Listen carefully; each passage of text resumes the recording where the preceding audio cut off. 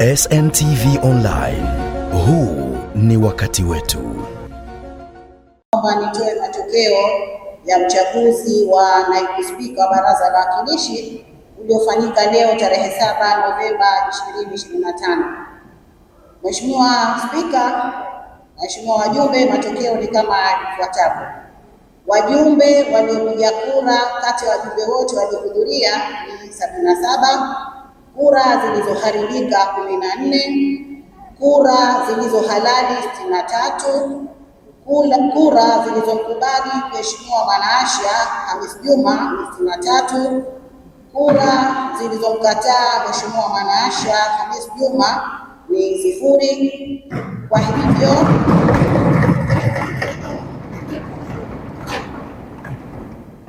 Kwa hivyo Mheshimiwa Spika na Mheshimiwa wajumbe, Mheshimiwa Mwanaasha Hamis Juma wa Chama cha Mapinduzi amechaguliwa kuwa naibu spika.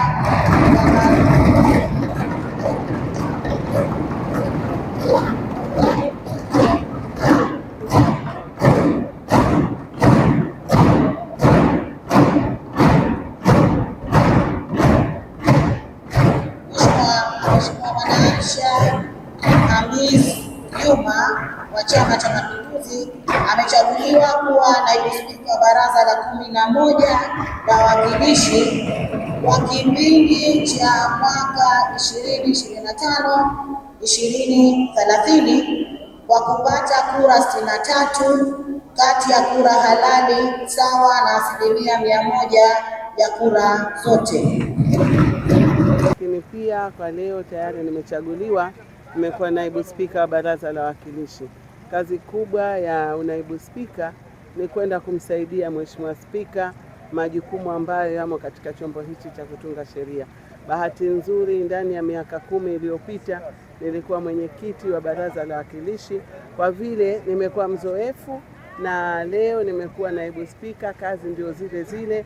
Kikubwa ninachoahidi wajumbe wa Baraza la Wawakilishi kwamba tutakuwa na mashirikiano kama walionipatia awali katika ngazi ya uwenyekiti. Lakini jengine pia ni waahidi wananchi wa jimbo la Dimani, pia tutakuwa na mashirikiano yale ambayo amenipatia ndani ya jimbo letu, lakini pia kuenda kuisimamia serikali, na pia ni waahidi kwamba tuwe na matumaini mazuri. Na niseme kwamba Baraza la Wawakilishi ni muhimili kati ya mihimili mitatu ya juu ukiacha serikali pamoja na mahakama. Kwa hiyo tutaenda kufanya kazi kwa pamoja. Subscribe, bonyeza alama ya kengele kupata habari nyingine kama hizi. Pia usisahau kulike na kushare. SNTV Online. Huu ni wakati wetu.